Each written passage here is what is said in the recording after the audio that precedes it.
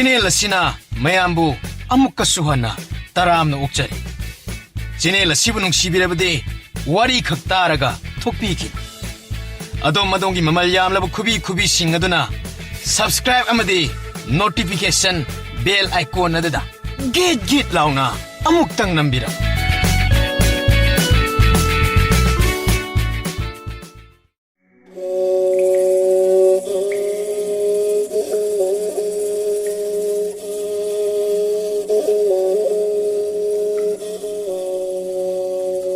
Ariba matam mamagi wari Thonglen mayai hariba lamdam masi ariba kukan pangan ba leibak amakak ni lemba kauba nithau amakak na lenga mahak yamna thongna phaba misak amakak lanpham da ithawi darbar da lamba maraite adabo magi aronba kanana su khangdaba tongan mong amakakte mahok sadagi phumduna thammi kanada suhai dokte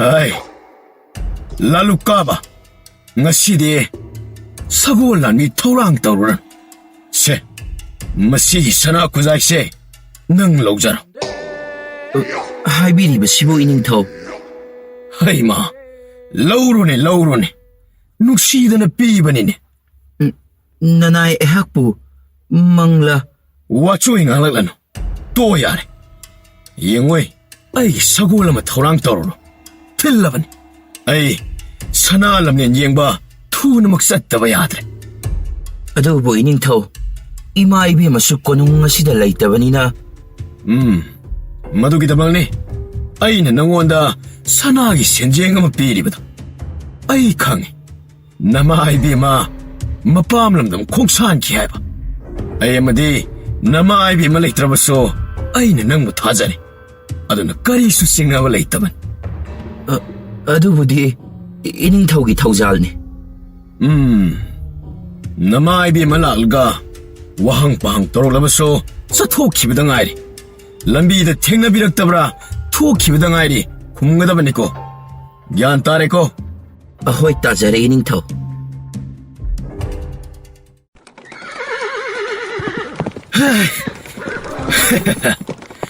ai sagol lama ba thaujil loi nang yang thauri ba makai lemba gi pusije nang pura kanbi gi dori nang gi sho pazaba sagol ni pama ai simbi gi nida warugan hai mai ai lama ba nang muta da brane amuk tlep khone thamoi huge to tamba ma ad sajik phandna laire ne hai lepone lama ba hai ngaside ai khoeni na pi kak liuse yingsilu batare lebak si oina de na pi pothok yamna phajana pothok lebani masi so maru yamna oiribani ore nama maharani na kari taurai kadai chali hanglabade kari su tokde karim to ude dana khumgadabani ko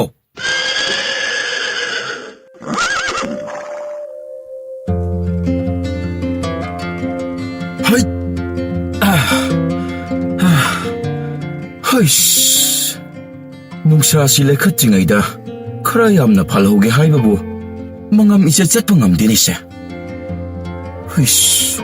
ware hoida aigi isa singdu mabuk lambana loiramlani ai kana batawrage namit khara leitharakpaga amok marak pa haibadani hai togeda ai kaya da saban chumliba kadang kasi kaya da fazana mami tan silibno yengunese laigi macha haibadu masi oiraba chal maming kari kawe wanthokna khangning ma polaida hekta sangsingida lembanabo kari lemjabano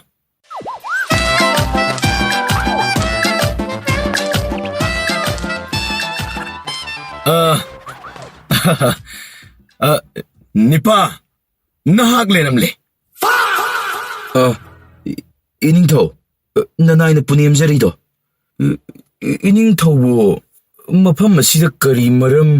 ꯏꯍꯦ, ꯅꯪꯕꯨ ꯌꯦꯡꯕ ꯂꯥꯛꯂꯝꯂꯤꯕꯅꯤꯗꯅ. ꯏꯍꯦ, ꯂꯧꯔꯣꯛꯁꯤꯡꯂꯣ ꯀꯔꯝ ꯇꯧꯔꯤ? ꯌꯦꯡꯁꯤꯜ ꯂꯥꯛꯂꯝꯂꯤꯕꯅꯤꯗꯅ. ꯉꯥꯏꯈꯣꯅꯦ, ꯅꯪꯕꯨ ꯁꯖꯤꯛ ꯐꯥꯟꯕꯁꯤꯕꯨ ꯄꯨꯡꯗ ꯀꯌꯥꯗꯤ ꯐꯥꯟꯕ ꯉꯝꯃꯤ? 이닝ꯊꯧ, ꯄꯨꯡꯗꯕꯨꯗꯤ ꯃꯄꯨꯜ ꯑꯃꯒꯨꯝꯕꯗꯤ ꯐꯥꯟꯕ ꯉꯝꯖꯩ. ꯈꯨꯠ ꯆꯠꯄ ꯀꯌꯥ ꯑꯣꯏꯗ꯭ꯔꯤꯗ 이닝ꯊꯧ. ꯍꯩꯃꯥ, ꯅꯪꯒꯤ ꯅꯁꯛ ꯑꯗꯨꯒ ꯍꯥꯏꯔꯨꯔꯕꯗꯤ 3 ꯐꯥꯟꯒꯗꯕꯅꯤꯅꯦꯍꯦ. ꯍꯥꯏꯕꯤꯔꯤꯕꯁꯤꯕꯨ 이닝ꯊꯧ, ꯁꯛꯅꯕꯨ ꯀꯔꯝꯅ ꯅꯥꯄꯤ ꯐꯥꯟꯒꯗꯕꯁꯤꯕꯨ? ꯅꯃꯤꯡ ꯀꯔꯤ ꯀꯧꯏ? ꯃꯣꯏꯔꯥꯡꯕ ꯀꯧꯖꯩ 이닝ꯊꯧ. ꯑꯣ, ꯃꯃꯤꯡꯁꯤꯕꯣꯗꯤ ꯁꯦꯠꯇꯠꯂꯤꯁꯦ. ꯅꯪꯗꯤ ꯅꯥꯄꯤ ꯅꯨꯡꯇꯤꯒꯤ ꯐꯥꯜꯂꯤꯃꯤꯗꯣ. ꯑꯗꯨꯕꯨ ꯅꯣꯡꯃꯗ ꯅꯪꯒꯤ ꯅꯃꯥꯏꯗꯨꯗꯤ ꯀꯌꯥꯃꯨꯛꯀꯨꯝꯕꯗꯤ ꯇꯥꯏ? 이닝ꯊꯧ, ꯑꯅꯤꯔꯛꯀꯨꯝꯕꯗꯤ ꯇꯥꯖꯩ. ꯑꯌꯨꯛꯇ ꯑꯃ, ꯅꯨꯡꯗꯥꯡꯗ ꯑꯃ. ꯑꯣ, ꯌꯦꯡꯕꯗ ꯃꯣꯟ ꯃꯣꯟ ꯂꯥꯎꯒꯗꯕ ꯃꯥꯜꯂꯤ. ꯂꯩꯍꯥꯎ ꯌꯥꯝꯅ ꯐꯔꯝꯒꯗꯕ ꯃꯥꯜꯂꯤꯅꯦ. ꯆꯨꯝꯅ ꯑꯃꯨꯛꯇ ꯂꯦꯞꯄꯨꯁꯦ. ꯈꯖꯥꯏꯗꯣ ꯑꯃꯨꯛꯇ ꯄꯥꯏꯔꯒ ꯌꯦꯡꯒꯦ. 이닝ꯊꯧ, ꯑꯩꯒꯤ ꯈꯖꯥꯏ. ꯍꯣꯏꯅꯦ, ꯍꯦꯛ ꯄꯥꯏꯕꯗ ꯑꯗꯨꯝ ꯈꯪꯒꯅꯤꯁꯦ. ꯀꯔꯤꯒꯨꯝꯕ ꯑꯩꯒꯤ ꯋꯥꯈꯜꯗ ꯃꯄꯥ ꯆꯨꯝꯅ ꯐꯥꯎꯔꯛꯂꯕꯗꯤ ꯅꯪꯒꯤ ꯅꯥꯄꯤ ꯐꯥꯟꯕꯁꯦ ꯐꯥꯟꯗ꯭ꯔꯕꯁꯨ ꯌꯥꯔꯅꯤ. 이닝ꯊꯧꯒꯤ ꯁꯒꯣꯜ ꯃꯈꯣꯟꯁꯤ ꯅꯣꯛꯏꯕ꯭ꯔꯥ ꯈꯣꯡꯏꯕ꯭ꯔꯥ ꯑꯃꯗꯤ ꯇꯧꯔꯤ 이닝ꯊꯧ. ꯍꯩ, ꯂꯃꯥꯕ, ꯑꯃꯨꯛꯇ ꯂꯥꯡꯉꯛꯈꯤꯅꯨꯅꯦ ꯅꯪꯕꯣ. ꯑꯩꯅ ꯅꯪꯉꯣꯟꯗ ꯀꯔꯤ ꯍꯥꯏ? ꯈꯣꯡꯕꯨꯇꯣ ꯇꯥꯅꯤꯡꯕ ꯐꯥꯎꯗ꯭ꯔꯦꯅꯦ. ꯃꯤꯍꯨꯜꯅ ꯃꯤꯍꯨꯜ ꯆꯣꯡꯕꯅꯦ, ꯅꯪꯅ ꯃꯔꯣꯜ ꯑꯃ. ꯅꯪꯗꯤ ꯃꯍꯩ ꯃꯔꯣꯡ, ꯂꯧꯎ ꯁꯤꯡꯎꯕꯒꯤ ꯃꯥꯏꯊꯣꯡ ꯄꯥꯜꯂꯤꯗꯅ. ꯊꯧꯅꯥ ꯌꯥꯝꯅ ꯐꯩꯅꯦ. ꯍꯥꯏꯕꯤꯔꯤꯕꯁꯤꯕꯨ 이닝ꯊꯧ. ꯍꯥꯏꯕꯗꯤ ꯅꯪꯒꯤ ꯃꯣꯟ ꯃꯣꯟ ꯂꯥꯎꯕ ꯈꯖꯥꯏꯁꯤꯅ ꯅꯣꯛꯐꯦꯠ ꯅꯣꯛꯐꯦꯠꯇꯃꯛ ꯇꯧꯔꯒ ꯍꯤꯡꯕ, ꯆꯥꯕ ꯌꯥꯒꯅꯤ ꯍꯥꯏꯕ. ꯀꯔꯤꯒꯨꯝꯕ ꯅꯪꯅ ꯁꯨꯝ ꯅꯥꯄꯤ ꯐꯥꯟꯕꯁꯦ ꯋꯥꯔꯛꯂꯕꯗꯤ ꯑꯩꯒꯤ ꯀꯣꯅꯨꯡꯗ ꯂꯥꯛꯄꯒꯤ ꯑꯌꯥꯕ ꯑꯗꯣ ꯉꯁꯤ ꯄꯤꯔꯝꯂꯒꯦꯀꯣ. ꯍꯥꯏꯕꯤꯔꯤꯕꯁꯤꯕꯨ 이닝ꯊꯧ, ꯊꯕꯛꯀꯤ ꯑꯣꯏꯒꯗꯧꯔꯤꯕ꯭ꯔꯥ? ꯃꯥꯅꯤ, ꯀꯣꯅꯨꯡ ꯃꯅꯨꯡꯒꯤ ꯌꯥꯝꯅ ꯂꯨꯕ ꯊꯕꯛ ꯑꯃꯒꯤ. ꯁꯦ, ꯑꯁꯣꯝꯗ ꯇꯞꯅ ꯑꯃꯨꯛꯇ ꯂꯩꯊꯣꯛꯎꯁꯦ. ꯀꯩꯅꯣꯝꯃ ꯌꯦꯡꯒꯦ. ꯂꯩꯊꯣꯛꯄ? ꯃꯥꯌꯣꯟ ꯂꯣꯏꯅ ꯌꯦꯡꯒꯗꯧꯔꯤꯕꯅꯤ. ꯁꯣꯏꯕ ꯌꯥꯎꯕ꯭ꯔꯥ ꯌꯥꯎꯗꯕ꯭ꯔꯥ ꯀꯨꯞꯅ ꯌꯦꯡꯁꯤꯟꯒꯗꯧꯔꯤꯕꯅꯤ. ꯃꯤ ꯂꯣꯏꯅ ꯇꯧꯅꯔꯤꯅꯦꯍꯦ, ꯑꯅꯧꯕ ꯃꯤ ꯂꯧꯕ ꯈꯨꯗꯤꯡ. ꯏꯃꯥ ꯃꯍꯥꯔꯥꯅꯤ ꯈꯣꯡꯗꯣꯏꯔꯛꯑꯦ! ꯏꯃꯥ ꯃꯍꯥꯔꯥꯅꯤ ꯈꯣꯡꯗꯣꯏꯔꯛꯑꯦ! ꯏꯃꯥ ꯃꯍꯥꯔꯥꯅꯤ ꯈꯣꯡꯗꯣꯏꯔꯛꯑꯦ! ꯀꯔꯤ? ꯃꯍꯥꯔꯥꯅꯤ ꯂꯥꯛꯑꯦ ꯍꯥꯏꯕ? ꯍꯩ, ꯂꯃꯥꯕ, ꯆꯠꯁꯤ, ꯍꯧꯒꯠꯂꯣ. ꯀꯣꯟꯅ ꯁꯥꯏꯔꯣ ꯅꯪꯒꯤ ꯁꯖꯤꯛꯇꯣ. ꯃꯣꯏꯔꯥꯡꯕ, ꯅꯪꯅ ꯑꯩꯕꯨ ꯑꯃꯨꯛ ꯍꯟꯅ ꯎꯕ ꯐꯪꯉꯔꯣꯏ.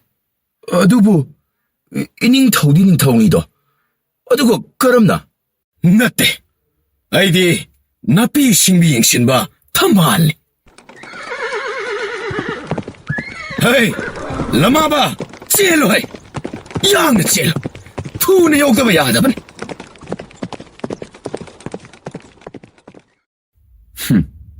ꯑꯉꯛꯄ ꯅꯤꯡꯊꯧꯅꯤꯀꯣ. ꯀꯔꯤ ꯀꯔꯝꯕ ꯃꯈꯜꯒꯤ ꯈꯨꯌꯦꯡꯁꯟꯅꯣꯕ? ꯀꯣꯛꯀ ꯉꯥꯎꯏꯗ.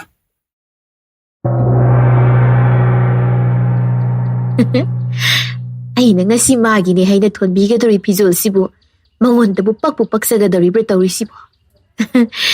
ꯃꯥꯗꯤ ꯃꯥꯅ ꯄꯥꯝꯈꯤꯕ ꯐꯤꯖꯣꯜꯗꯤ ꯅꯣꯡꯈꯣꯡꯗ꯭ꯔꯤꯐꯥꯎ ꯊꯥꯗꯣꯛꯇꯝꯅꯤꯁꯦ, ꯃꯇꯝ ꯑꯣꯏꯅ ꯈꯣꯏꯗꯥꯔꯗꯤ. ꯑꯋꯥꯡ ꯊꯪꯕ ꯂꯩꯕꯥꯛꯁꯤ ꯑꯩꯉꯣꯟꯗ ꯄꯤꯕꯤꯔꯣ, ꯏꯄꯥꯝ ꯂꯝꯗꯝ ꯌꯥꯝ ꯋꯥꯅ ꯄꯤꯕꯤꯈ꯭ꯔꯒꯦꯅ ꯀꯣꯛ ꯍꯥꯏꯖꯤꯜꯂꯗꯝꯅꯤ. ꯌꯥꯝ ꯄꯤꯊꯣꯛꯀꯟꯕꯅꯦꯕ ꯃꯥꯗꯤ, ꯌꯥꯔꯛꯀꯅꯤꯗ. ꯏꯃꯥ ꯏꯕꯦꯝꯃꯗꯤ ꯌꯧꯔꯛꯂꯦꯗꯅ. ꯃꯥꯏꯊꯣꯡ ꯃꯈꯥꯗꯤ ꯂꯥꯝꯅ ꯎꯏꯍꯦ. ꯑꯩꯕꯨ ꯀꯔꯤ ꯅꯤꯍꯧꯁꯤꯒꯦ? ꯅꯤꯔꯔꯣꯏ. ꯉꯁꯥꯏ ꯑꯌꯨꯛ ꯁꯅꯥ ꯈꯨꯖꯥꯏꯕ ꯐꯪꯂꯕꯅꯤꯅ ꯄꯦꯟꯊꯣꯛꯄ ꯇꯝꯃꯒꯦꯗ. 이닝ꯊꯧꯒꯤ ꯃꯤꯆꯪ ꯍꯦꯛꯇ ꯆꯪꯂꯒꯦ ꯉꯁꯤꯗꯤ. ꯍꯩ, ꯂꯥꯂꯨꯞ. ꯇꯥꯁꯟꯅꯔꯔꯣꯏ ꯈꯪꯒꯅꯤꯕ. ꯈꯨꯖꯥꯏ ꯄꯤꯅꯤꯡꯗꯕ ꯃꯤꯅ ꯀꯧꯕ ꯑꯩ ꯅꯥ ꯄꯪꯉꯤ. ꯈꯣꯡꯉꯨ. ꯂꯥꯂꯨꯞ, ꯀꯩꯅꯣꯅꯦ ꯃꯁꯤꯕꯣ? ꯑꯩꯅ ꯀꯧꯕꯒ ꯑꯝꯇ ꯈꯨꯝꯗ꯭ꯔꯤꯁꯤꯕꯣ? Hay Lalu! Ima ibema. Nanay ay wakal lamada soy ay na salure. Ima ibema lakpa khangjaudre. Waraw biroy. Taroy nang di. Natra Sandra na bang kantaw ra handakti. Soy kre ima ibema. Napaning thawdi mungda leikibro. Ang ta kauturo. As, kaino ay nakumdoy sibo. Kaidaurabano ni Lalup nang bo. Ngasi zibo nahan makay man manadri zibo. Chatlo ni kauturo ni so. Aduga, ising patra pasabang ga puturo so. Ising kaurang manaloy. Kaugang na riba. Ngasi di soydre eh. Liem na pangmasana kuzaygi mamal. Kangdore na hujikti. Masi. Ay koy daw si sumsawning tanay ba. Manna sila itatkan ko. Ima ibema. Adom na kati daw bino. Nanay ay hajage. Masi. Manna sila iragiri he masi. Ima ibema. Lamkoy ba. Karay lam. Awang lamda. Adubu kay daw ba? Asay na hayar din na nado sagidro. Kay shobudi tawda ba? Aduday sum. Hoy ni. Aduday sum na nasarab na tro. Hay. Lama ba? Nang nabi. Mimi kumudo. Nga siri adre he. Tumin na legadam niko. Tumin heta sangalwari. Ay nanang napabong ning tawhang ni si magi kainong pigi taw ni. Sisi yung si. Sibu pazadabran niya.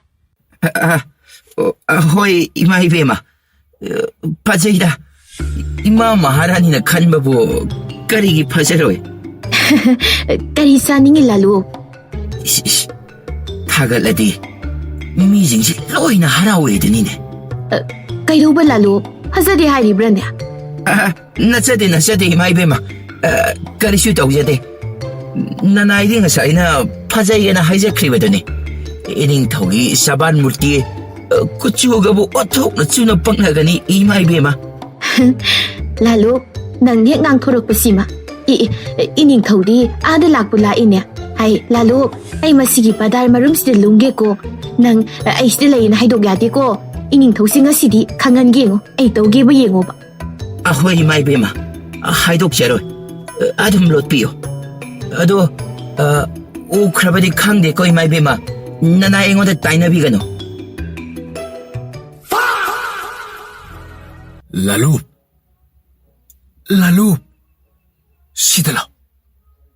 Sidala uminang bo. Ining tao. Tapna ngang nang bo. Kaya lang na, ngang mo da, tanza menja asuk kang jiba jibo. Nanay ji. Ay, namay bima imong legi ba? Kaday legi. Ining tao. May Lalu pa siya na haidok pa yadi ko na so. Pasan sinaraga, haidok turba kainom tawrin niya. Masigi budu siya. Ay, kaya urawa no Lalu ibunang bo. Namay bima do, kaday da layliti hayo haraga. Namit na nado sumuotan lady bo. Ado di hayo da na. Lalu ibunang. Hayro ni Lalu. Ay, saura kaday. Ay, masing tiba ho gani. Mga pok tira kariguma hikayag taba tukla ba de. Nga sayagi dong loksan matari na. Karino ay nataw ka na ba siya? Nung anigi maraktalay ba?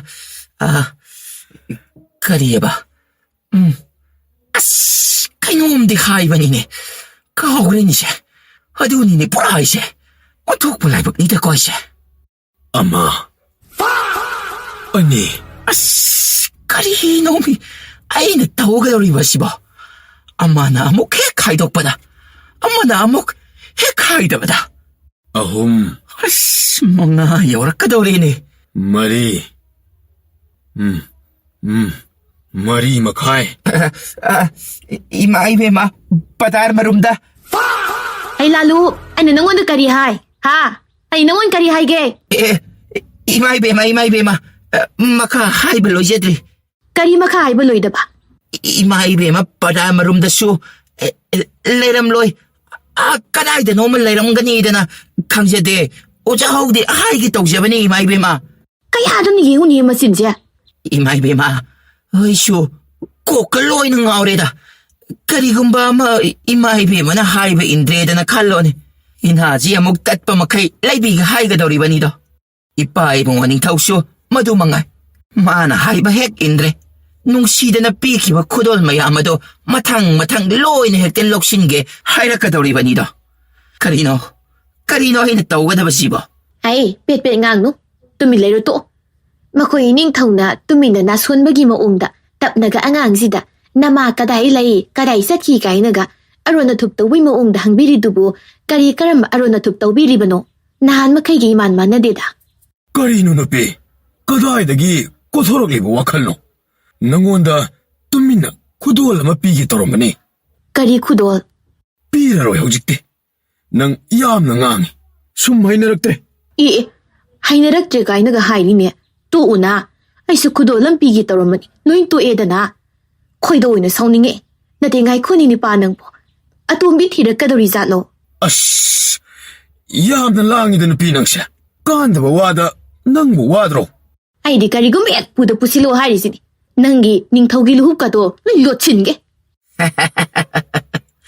Ima ibemaga ining tawgagi wariside nung bunong airine.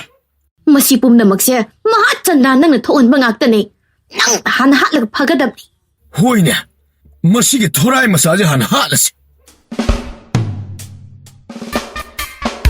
Ay, muy mapaning tawa siya. Handak marakti, karinom karasing na. Mahaiba ay pagtanaro na bataw da bayatri. Ay lalo, sagol gari matawrang taw.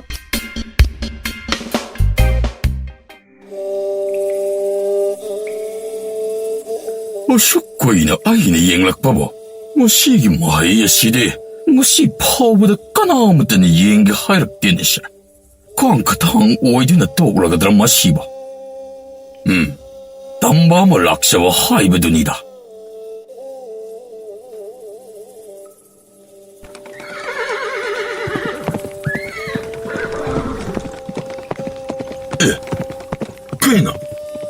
Kena. Kunong gisagawa mo kunin side. Kena. Ay mo pagi hadin lak ni bro. Ima bima. Kumtabiro. Nanagi kut anisida nilpiro. Sira, nanggi amay ba, ay ba ay dugi yumdo. Mani ima bima. Changsi, kilabani, matamangan bayati.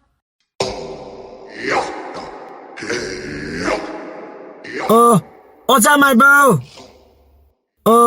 Oza my bow.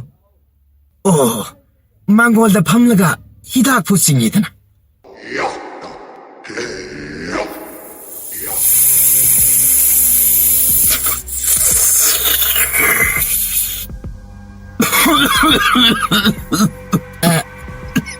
Oza my ba. Ima bima su yoragli. Aikoi kunongdagi ozagi yumtamna lakchariban.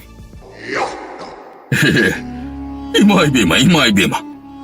Nanay uja hodre. Uwaro biro. Yare. Uwaro biro ima.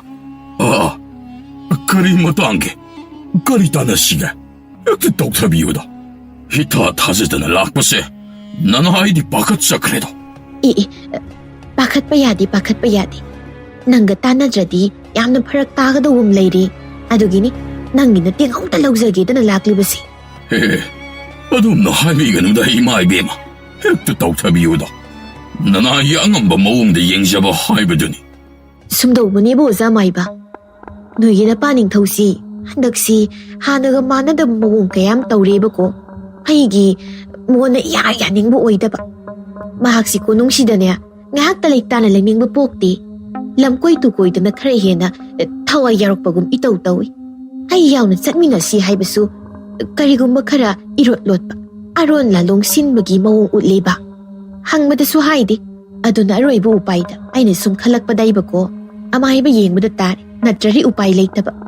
Ay inaw lalo, mahak na, ay ko'y laybak sida. Kway di mayisum na mapayeng masi, ibungo ni haye, ado na laksarim ni. Masimtang hausi karatu na yengbida ba yadre? Kari sinung sa TV lo ano imaibema. Pom nama 나나이는 파즈나 신세하게 하우직디. 야르버디 카라 카직 양신비와 오자마이바. 하이, 거리 너이붕어. 넌 양하이르가 이니 양가더라. 또 그들이고 타박으세. 망이라. 아, 나tte 오자마이바. 아, 이마이비면나 바카짜버지기 칼라가 숨 허도 이러거나 능문이 이행하게 하이라. 아이 또 포게. 이낙마카 싱어가 라 도크로라. 이붕어. 아dom나가 떠비라디 소이레고. 야데, 옌비키도.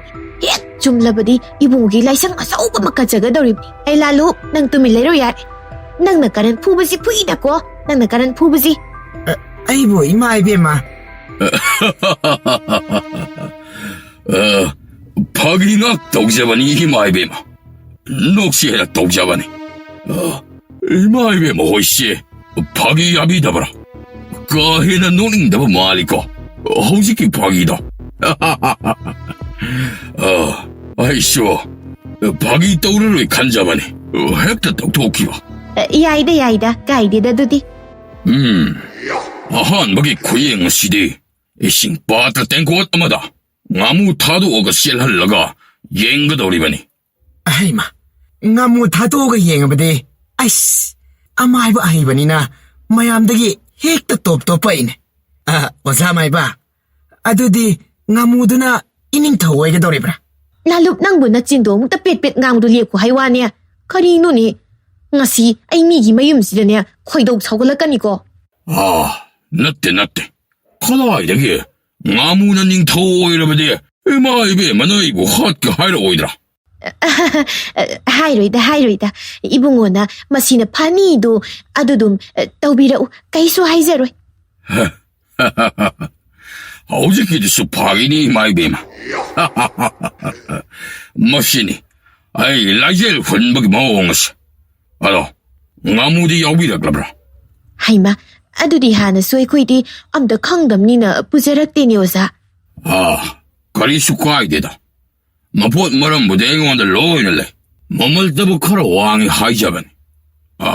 이마이베마 호이더부디 콩약이 우풀금 투가도리바디다. Ibungo da layran bayam pare dudi. Mamulbu kaya wairam no ibungo. 마부디 나때다 이마이베마. Ay lalo, kangpot manungda sanagi tinawa murti mo yahobani. Amuk talaw rususalo. 아이원드 비비 나보라 이마이베마. Mani. Yang bahobiro. 어두디 파기 야마땅가 떡셔름 코라 이마이베마.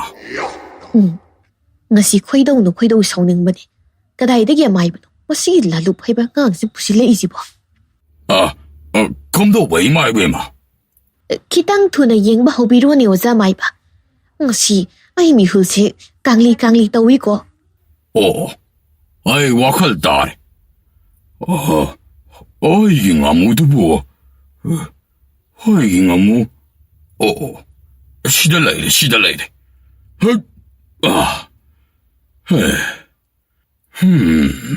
하여금 시다봐. 아무 공부한 거 누가. 하여금데 나빠한데. 옛. 가람 뿐신 야니. 하이 쇼. 마이버 꼭라야 이게 야탕니. 우람다부 우로 셴엄다부 셴. 미타옥 다우링아이 우링 원누. 쇼. 이마이비 마이베마. 나무지 마탄타 마마이사 속자그래네. 오자마이바. 암때 예문에. 나무지까리노 마나 마마이 마탄타 사속자래지고. 가이나. 나 손마락도 털어리보자. 하이바. 마시디까 다우리바. 이마이베마. 마시디 로이나 막 아리마다 따레지나. 하이라 손 소원가다 바수고알레. 하이씨. 아수쿠아네 야마왕가 뭐 겐도마카이. 와나 라쇼 타오르가. 이마이베마. 아리마다 따한 마시디. 이마카 옌방 암자나. Amuk ta yang biram ko ba oza mayba. Oza na tawai ba kuding du tawzarage. Hay, lalo, chatlo. Thorai masaz ni yet pasi yeli na ko. Chatlo, la na sakro chatlo. ꯑꯣꯖꯥ ꯑꯇꯣꯞꯄ ꯎꯄꯥꯏ ꯑꯝꯇꯪ ꯊꯤꯔꯒ ꯌꯦꯡꯕꯤꯔꯣ ꯑꯩ ꯑꯗꯨꯝ ꯇꯨꯃꯤꯟꯅ ꯌꯦꯡꯖꯔꯒꯦ ꯂꯩꯕꯥꯛꯁꯤꯗ ꯍꯩꯊꯣꯏ ꯁꯤꯡꯊꯣꯏꯕꯗ ꯑꯣꯖꯥ ꯑꯃꯥꯏꯕꯕꯨ ꯍꯥꯏꯅꯔꯤꯕꯅꯤ ꯃꯃꯤꯡ ꯆꯠꯂꯤꯕꯅꯤꯗꯣ ꯍꯩ ꯂꯥꯂꯨꯞ ꯀꯥꯡꯄꯣꯠ ꯃꯊꯛꯇ ꯍꯥꯞꯂꯛꯈꯤꯕ ꯁꯅꯥ ꯈꯧꯖꯥꯎꯗꯨ ꯑꯃꯨꯛꯇ ꯄꯣꯔꯧꯁꯣ ꯆꯠꯂꯣ ꯃꯔꯝ ꯃꯣꯛꯄꯅꯤ ꯏꯕ 하이씨, 마시 방라바디 아이디 야래하. 어두고, 거리 그럼나 너 아이디 예행가다리 마시와. 예행가 야바수 로이디 예행. 이마 이비마 시다 레이저레 어, 타모 야래 뚜뚜뚜 나 오자 마이비 만학스드냐 탐비로 또 가이라. 밑에. 오자마이바 사나네 야라니. 야뭐 야만가. 예행가 파워 예행들이 하라보나 탁갓보다 볼 따로 이돌이 이마이베마. ngakta ngaire harau ga daba 가이라 왜봉아. karisu haijade yenga daba upai tibiro haijaban 시타 오바이기 마하이야마디 레하오리. 마시디 빡빡 핵도 시진다만이나 아이 슈꽉 톡루레. 빡빡 딜라이리잖아. 송신 빡 시진나드레. 아드 와이 아목다디 예행게. 짠디 샤나가 다바 만데해. 니 타우나 숨나 떠렁가니 타자디야바. 잉비로 ozagi mahi ngasidi khanglani haubiro 하욤 시다바. 아이 주나비 짜나비 갑시나비 신나비. 싱와이로 하이나데. 아와이와이로 짜이락네. 에크까 몰라 샤켄비. 곤따랑덕이 나따랑. 밑따랑덕이 콩따랑 롬다 팍팍. 하이마 가이노이는 우리 맛이다. 어이가 뭐 톡부스 아니잖아. 허이기 고르는 딱비야 맛이다. 나 할마카이 아이네디 깡카탕 오이르가 투코니 칼로리 맛이디. 허이가 아란도 따람레잖아. 고르는 좀마. 어쇼 이거 맞다 맛이. 하이니 ең디 하이나 간절한 바 라잉 바타바시디. 닝 타오기다 뭐 카글가 타만 뭐 짠이잖아. 캉바 호비레브로 오자 마이바 하이 마이베마. 거리 너희나 하이게다 바시바. 원 톡부 드리샤마다 오래잖아 아이디. 까리 우비레브노 오자 징나바 레이더니 헥다 하이비로니 오자 ngasi 파브나이는 시엘 헌버시. 중드는 달라이 하이버기다 막 미싱 랩드는 락나리바니다. 어두고 ngasi 시엘 헌나시디에 왜 샤밥 타자방 남되니 떠오리바샤. 어두부 하이로 까이더러기 오자 마이바 히닝 타우시 뉴빠 꼬이리 마이베마. kari haiba kari haiba ozamaiba nupa koire haiba nupiro nuparo ozamaiba amukta lekhai tabione 하이마, 누피 오이라가 보이는 거 이거 싱긋하더라네. 남만이 빠는 거. 닝 타우리 라이 학덕덕이 누피 로네라가 음락리 바더니. 누빠 오이버기니. 아이 능럭리 바시쇼. 이닝 타워세. 니 빠다는 해날 놈나 밤신간만 미라워. ngă이나. 좀디 쏘메고 오자나 하이비리제 중매 하이버님이 이마 호이버. 호이버 가야라 갔나 하이코 하이버나. 레이바가 먹이 마하라니다 뭐. 호이나 신티가 들어오냐. 하레 누파나부 누파 코이바 누가 짜이 파이 캉드나 ngasi디 고농란 자우 호게드나 ngasi디 오자 마이바 오자기 다키나 까리노 하이로 아이코이 짠나바 떠오르게 코이도 얌 사고링 ngasi디 야저라니 마이베마. 아야께 파워드고 하나는 전부라 좀 dabra. 잉라바 마tung 나나이 하이저라게. 나타바디 하야키. 파레 두디 하이라루 짜시 ngasi디 아이 나빠는 도비다이 떠브라 고농 까이브람디 떠오르니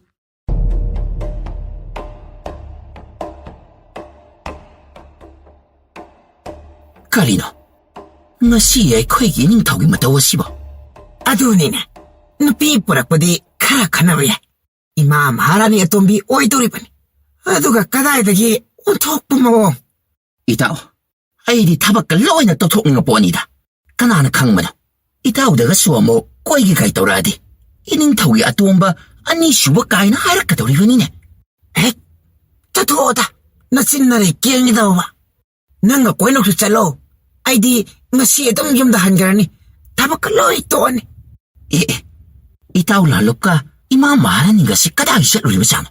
이마 마라니시 이핑핑바 마카이 예원해 용다. Ngasi kumhay nungay daw ri hey. Hayang ang sa, kay no kunong si irang lang na rin si. Kay daw ba yaw re? 이마 이베마. Ay, kay daw re hay ba nun hayo niya. Kay daw sagot pa niya ko. Nga si, noy siyaw na tayo pudarak na niya. Parak tanan ni ko. 이마 이베마. 이닝 턱도. Ining thaw kay daw re hayo niya. 이닝 턱도. 마기 분시 콩레이 오이니이드나. 니빠 아마 뿌르갈라 이마 이베마. Kariya, ay, maduboy thuk pa yabra na hey. Noy nangang ito ba?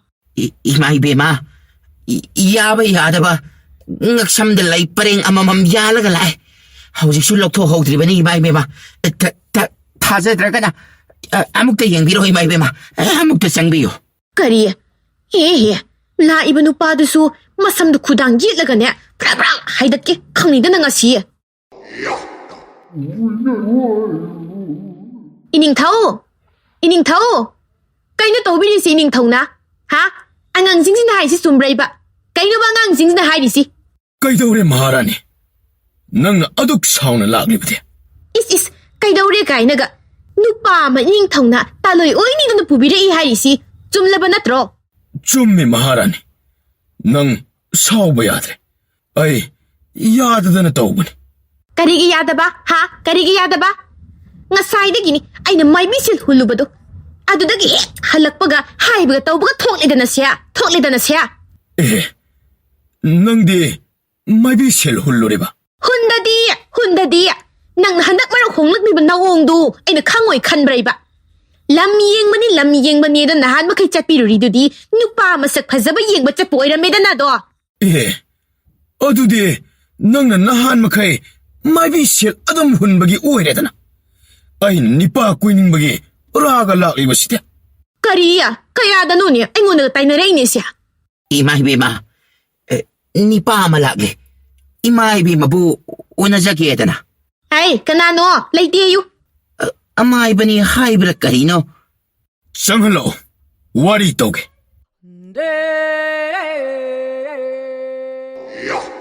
이마 이베마. 나나이나 하이샤버도 점라바나트라. 점드라바디 파크라니 하이샤기 락샤리바니. Sumi oza mai ba. Masak azi yengning ibra yengo. Masiday sida, lakni ba nupa si yengo to. Man hai riba, masapok pa ngam niya yay. Mi jing jat ni ko saita, jat ni. 그래야봐 이마 이베마. 뭐 샤디 뽀뽕가 무이다 뭐 거쇼. 뭐두디. 어이나 갑기를 내와 아주 시오키다. Kari haiba. Kari haiba ujikida. Laiwa kapa haiba. 라이만다다나. Layman dadanay di kari, ha? Layman dadanay di kari noy ba? 하하. 샤우비바디 야디 하이바보. 나나이 라이다 만다나. 라이다 봐 공내나봐. 나키나 싸우나 박내나봐 오빠이 티자락보다. 아이 사히 막이 마망다기. 아칸 발라이와 막 값이야 키바니. 마도기 땡발리바니. 허직대. 니빠씨가 가이동나봐 야라로. 마시 봄나 막 기다 막. 하이. 쇼이 그래는 하이자기 락샤리바니. Kari, iya.